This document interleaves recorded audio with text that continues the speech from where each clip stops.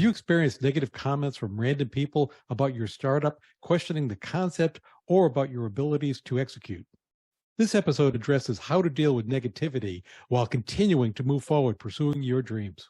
Our Favorite Tools for Entrepreneurs podcast addresses tools and concepts that are useful for the launch and growth of entrepreneurial ventures. Your two hosts will be Professor Gary Palin and serial entrepreneur Ryan Budden. Hello, Ryan. How are you today? I'm doing fantastically. What about you? I'm doing well also. Ryan, today I'd like to talk about an issue that I dealt with when I was extremely young, starting businesses, not so much today, but it's dealing with negative people when you're discussing the launch of a business. And I always spent too much time complaining about the negativity versus focusing on driving the business. Have you ever had any experience with dealing with negative people in the arena of launching your business? Oh, absolutely. I mean, there's negative people everywhere. Entrepreneurship is one of those topics that you get a lot of jealousy around. So people want to tell you why your idea is not going to be successful. But in all honesty, it's something that impacted me quite a lot when I first started the entrepreneurship game. It doesn't really bother me anymore. A lot of that is with confidence. When you're first starting out, you don't have anything to be confident about. So those negative comments can strip that confidence from you, make you feel less sure of what you're doing. Now that I've got a proven track record, I kind of know how it goes and I've surrounded myself by the right people. Leave negative people alone. There was a realization at some point that I came across that helped me deal with this. Because when it first happened to me, when I was first starting, and as you said, with little experience, you're not as confident, I would basically be thinking, get your negativity out of my face. Yeah. I would get really upset with the people that were shooting down what I was trying to accomplish and basically shooting down my dreams. Many people would say, oh, you can't do that. You can't start this business and succeed. I had people tell me I couldn't go into academia and teach entrepreneurship. But it struck me, what they were saying was not that I couldn't do it. They were saying that they couldn't do it. Right. And they were therefore projecting their insecurities onto me. So now when someone says that, I actually empathize with them. I feel badly for them. Yeah, because you can do it. Exactly. They're just expressing their negative feelings about themselves and directing it towards you. And that helped me really understand it. That realization is key, right? The big thing to watch out for that I see a lot if I look back at myself and I see in current people is you get combative. So someone says something negative and you get that back up against the wall feeling. You want to start debating with them and you're never going to convince this person. They don't know anything about you. They've just made their comment maybe off one sentence or some little thing they've seen about what you're doing. They actually have no idea. Yeah, I still face that today. I'll have people tell me, oh, you can't teach entrepreneurship.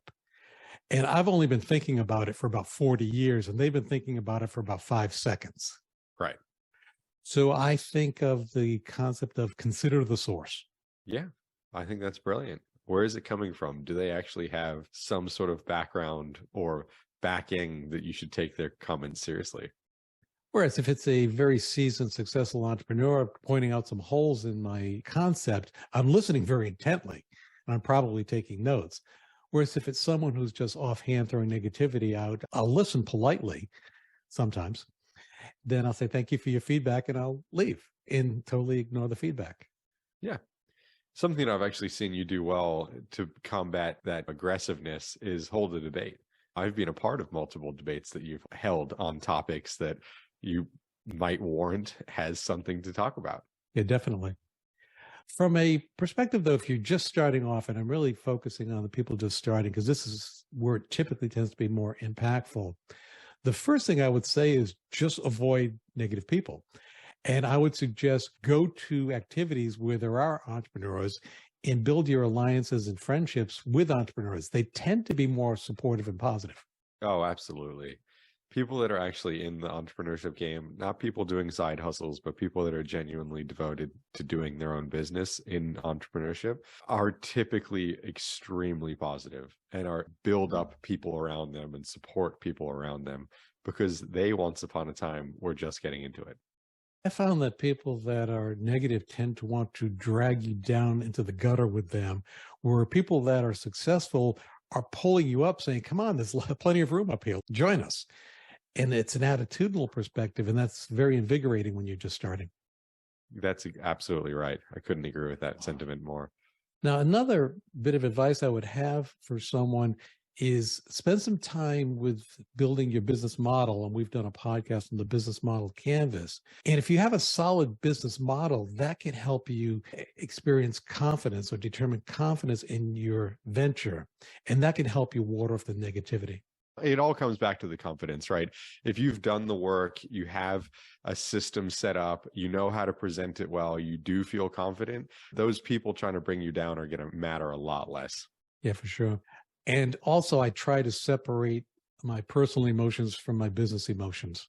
Yeah, that's easier said than done sometimes. When you're first getting into it, it's all passion project, right? It's things that you are passionate about. So separating that emotional passion from the drive passion is really difficult to do. I'm putting them up into different segments in my mind of business and personal, so I can keep the emotions separate is the technique I use. Sure, that's a good one. Your years of doing it may make that easier than it sounds. Something that I don't as much do today, but I did early in my career, is I would actually visualize myself taking a step or two backward. And because taking a step forward is more of an aggressive, combative mode. So by taking a step backward in my mind, I would be able to relax more and not be combative. Visualization for relaxing. And it worked very well. One other thing that I thought was important was I let negativity empower me. So it was motivational. People would say, you can't do this. And I'd be like, oh yeah, watch me.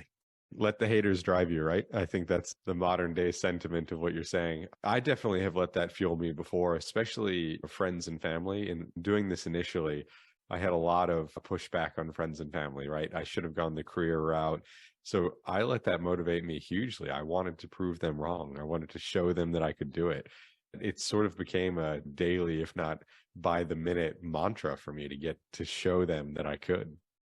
Yeah, that's an issue I wanted to address is what if the negative people are family or friends, specifically family, because avoiding them is not always 100% possible, or you don't want to be in that scenario. So what I would suggest is set boundaries. Yeah, set boundaries and learn to laugh. That was a big one for me. My mom loved me very much, but she, for a very long time, would ask me, when am I going to get a real job? And in no means was she trying to bring me down or hurt my feelings. But ultimately, I'm human, and that's the way it came across a lot of the time. A few years ago, she, in one of our conversations, said to me, well, I think you have a real job now. And that was a huge win, enormous. I can think back to how that made me feel, and the emotions come rushing back. So although the negativity was friends and family, the positive outcome being from friends and family was also even more impactful. That's interesting because my mother said the exact same thing to me continuously. Yeah, it's tough. But I would just smile and change the subject and off we'd go. Right. Talk to them about what's going on. Any final thoughts on dealing with negative people before we depart? My big thing is just leave them behind you. Don't engage, get away from them. And I would add to that is don't try to fix a negative person. There we go. If you take those two things out of this podcast, you've learned the lesson. Yeah, that probably solved 90% of the issues you're dealing with. Focus on your business, not on the negative person. Beautiful. Sounds good. You have a great day, Ryan. You too. Bye. Thanks for listening to our Favorite Tools for Entrepreneurs podcast. As always, you can head over to ProfSpirit.com to check out more resources and courses designed for you, the entrepreneur. Please follow us on Spotify, Apple Podcast, YouTube, and others to get the most up-to-date information as it is released.